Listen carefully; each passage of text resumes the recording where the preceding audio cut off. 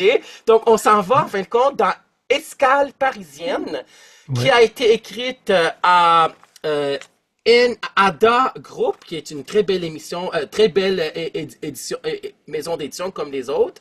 Donc, voilà, Escale parisienne. Et la préface ouais, a été écrite par Michel Doré, qui est un ouais. sociologue de la sexualité. Et en fin de compte, j'ai invité Michel Doré à l'émission Témoignage de vie, puis il avait accepté.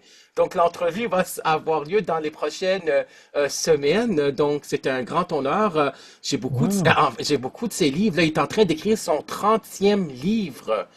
Wow. Oui, Donc, lui, il est prolifique, hein, puis et il est pas prolifique. jeune, là. Ouais, ouais, c'est ça. Puis il est retraité de l'enseignement universitaire et son dernier livre, c'est La masculinité anti-toxique. Donc Ouais. ça pogne, ça. On parle toujours de masculinité toxique, mais on va parler, en fin de compte, de ton,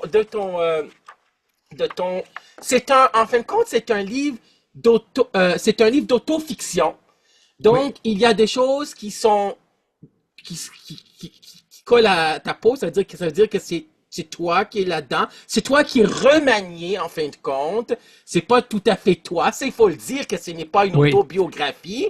C'est des Non. choses qui t'ont arrivé, mais tu as remanié, puis c'est pas tout à fait à 100% ce qui t'est arrivé. Donc, en fin de compte, c'est une histoire d'un auteur québécois qu'il s'en va, en fin de compte, à Paris, je pense que c'était dans un salon du livre, si je me trompe pas. Dans une rencontre littéraire à une Dans- librairie, puis je pense qu'il oui, identifie dans le livre les mots à la bouche parce que là, il n'y a pas beaucoup de librairies connues queer à oui, Paris, oui, c'est coutumier de dire, là. Oui. oui, oui. Vas-y. Dans les librairies, là, c'est dans une librairie parisienne. Et Oui. en fin de compte, il rencontre un homme parce que les deux sont homosexuels. Et en fin de compte, cet homme lui raconte que il était l'amant, en fin de compte, de l'ex-conjoint de cet homme-là qui était en librairie là, parisienne qu'il avait rencontré.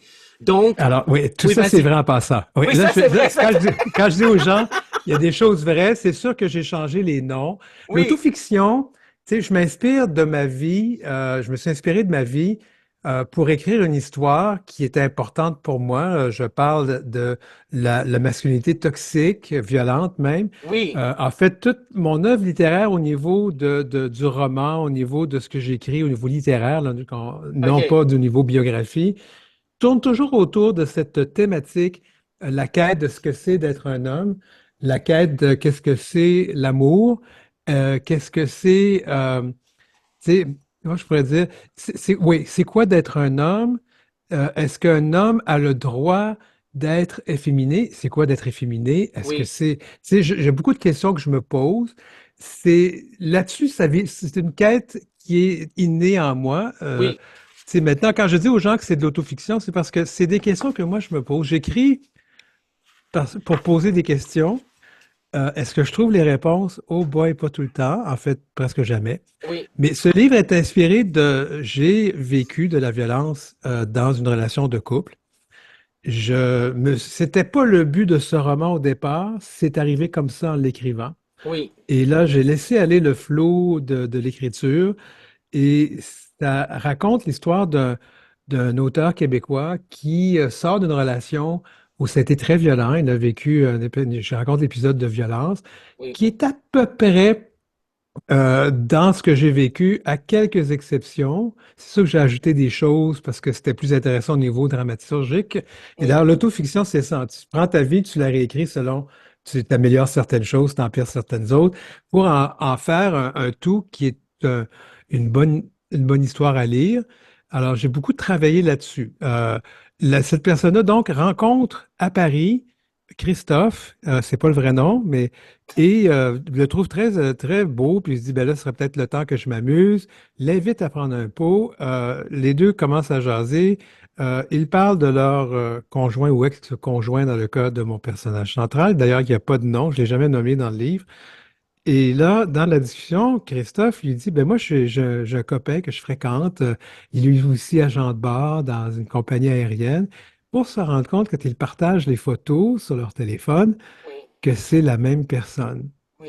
Et que donc, ce personnage-là qui s'appelle André, André en fait en anglais, André a une relation avec Christophe en même temps qu'il est marié à le personnage central. Oui, Et il est d'une jalousie épouvantable. Ça, je pense que pour le psychologue, le formateur en psychologie que tu es, tu vas oui, comprendre. oui, Il a une jalousie épouvantable.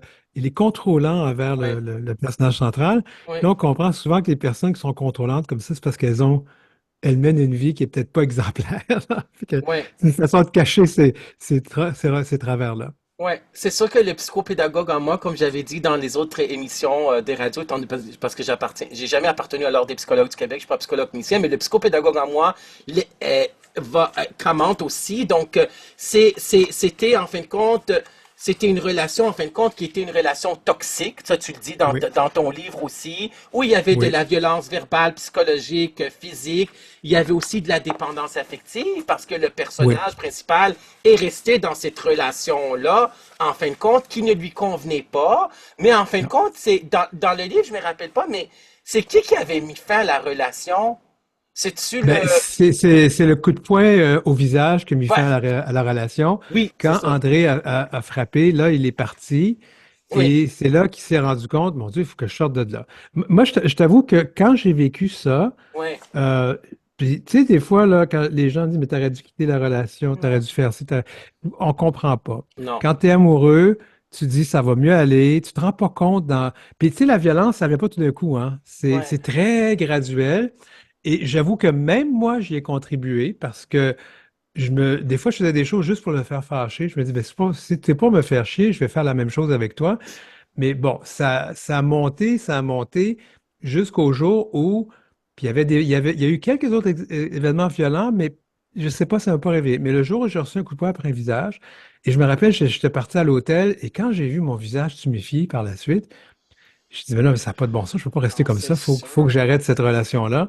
Ouais, Mais, puis tu sais, je suis pas un imbécile, là. Je dis aux gens, j'ai un bon QI, là, mais ouais, c'est sûr. la dépendance affective vient d'un manque Mm, d'estime de soi. oui. Christophe André en parle beaucoup dans ses livres.